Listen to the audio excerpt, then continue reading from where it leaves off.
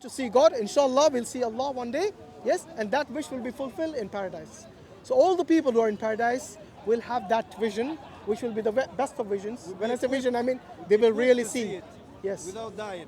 Yes. Like here. Maybe we have a different, what do you say, body. We have a different vision that we can manifest. Sorry, we can see we can see Allah directly, and that will be the best thing you see. So it'll be better than all the things that you get reward in the paradise. Yes, all the best of foods, best of I don't know wine or whatever it is.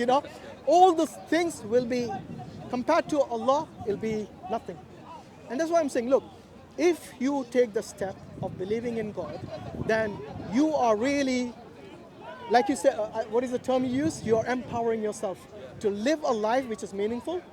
Your life will be meaningful. You won't have to go about saying, I don't know. You won't have to, you will still. I'm not saying I don't No, know. no, I'm saying well, you I'm said many meaning- times, I don't I'm know when I saying asked you the question. No, but I'm living with meaning.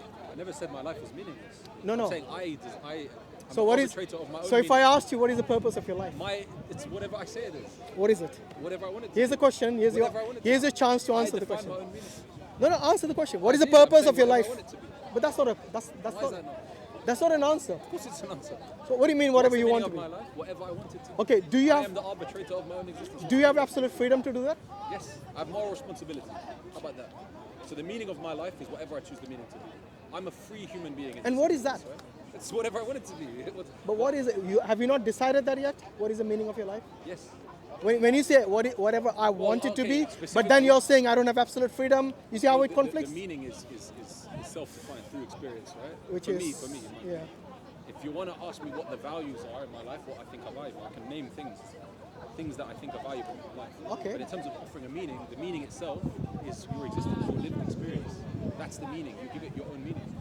I'm defining my own meaning. I don't know. I still think it's a It's called existentialism, by the way. That's the philosophical theory about this. It's phenomenal. I don't know. your existential reality. Yes. That's your meaning. Yes. But that's a given. Whether you, Yes. even without you thinking about it, So that's a the fact anyway. Exactly. So the fact that I live is the meaning in itself. I see. I'm So alive, therefore okay, that's my so meaning. so you're no different to the animals then.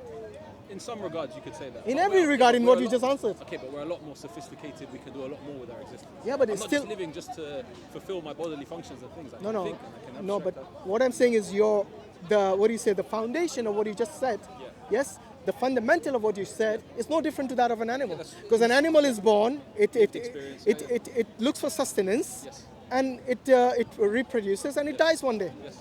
So the foundation, the fundamental is no. Yes. Yeah, that's fine. That's fine. Yeah. So what I'm saying is that look, you can live your life like the way you're living. Yes. Full of I'm meaning. sure you're. I'm Full sure. of meaning. Yeah, I'm sure you're a person who's got meaning. good morals, who wants to do good life so. in their life with your family and with your society. Trust me, none of this Islam is going to stop you from. So But that's what I'm you're saying. I doing. think the morality in Islam is good. No, I'm fine with here's the thing, because of you taking the chance or the higher risk of afterlife, Yeah.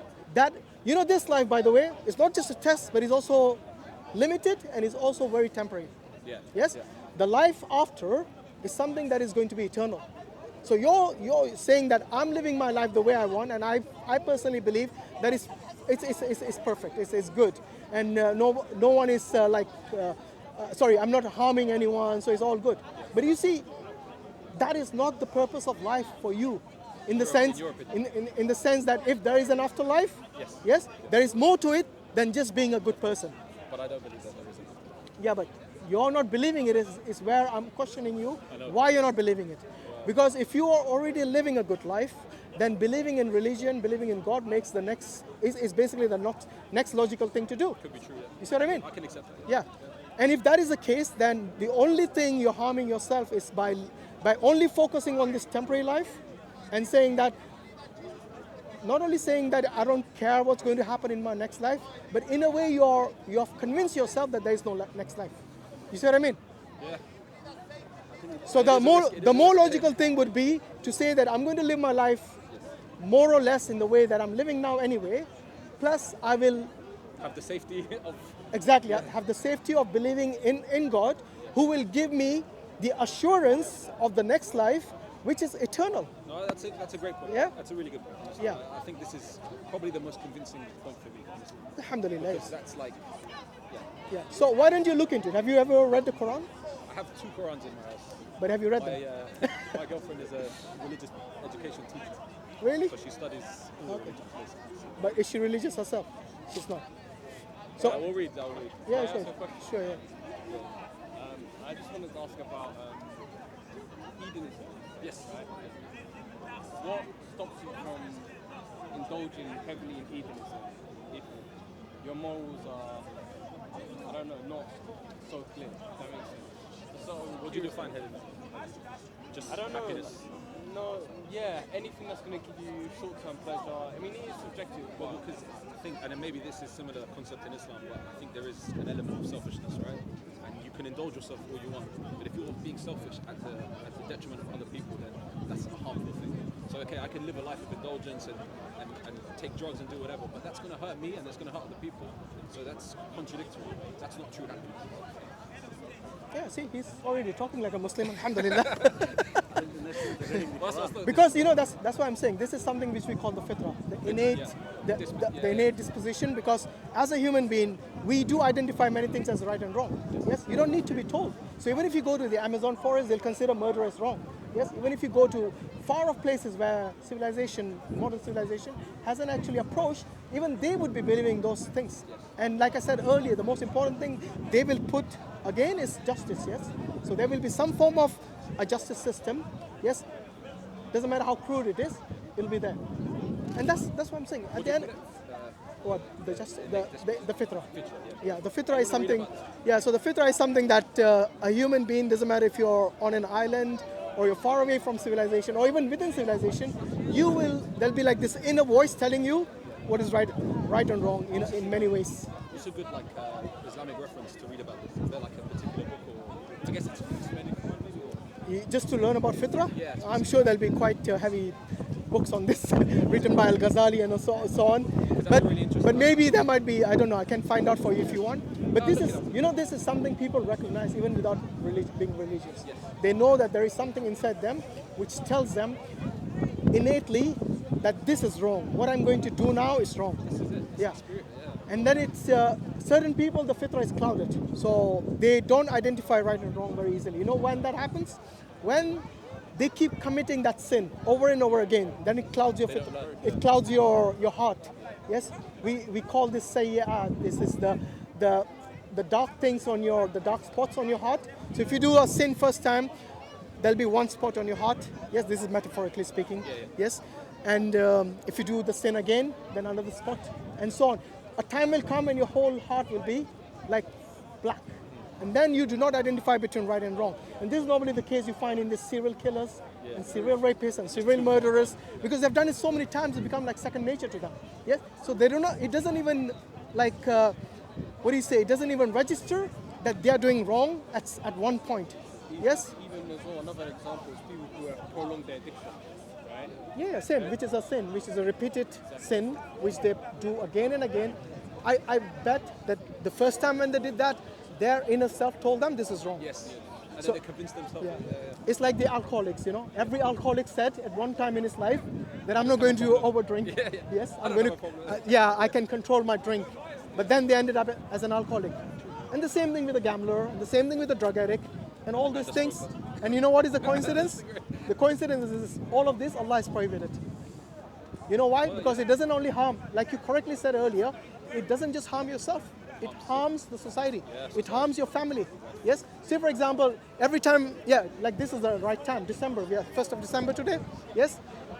Every December, they have the ads running on TV. Do not drink and drive. Do not drink and drive. Yes?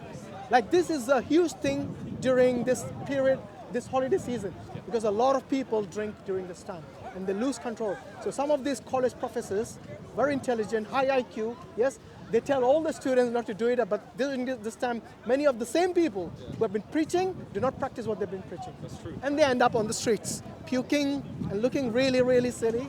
Yes, maybe their friends have to take them home. They can't even go home by themselves. They have become and that is the reason Allah has prohibited these things, because a drunk person can kill someone who's a teetotaler. Yes, someone who has never tasted alcohol in their life, they can just run them down on the street because they were drinking. So everything, and it saves the NHS a lot of money. Yeah. Yes. Because if you look at the amount of people who end up in NHS, who end up at the doctors, or the clinics, or the A&Es, yes, their time would have been saved. Huge millions of pounds would have been saved. Yes, just because of one thing: alcohol being prohibited. Drugs being prohibited. Gambling, again, gambling is something which impacts not only you, yes, in terms of money, but impacts your friends from whom you start borrowing money, your family from whom you start borrowing money, and you see, you break all these relationships. Sometimes you end up in a divorce because you borrowed from your wife, or maybe their parents, and so on. So all these things have a negative impact on society. So it sounds to me Prophet Muhammad was very wise. Yes. He knew societally what issues are going to have. Absolutely, yes. By the way, it wasn't Prophet Muhammad sallallahu alaihi wasallam.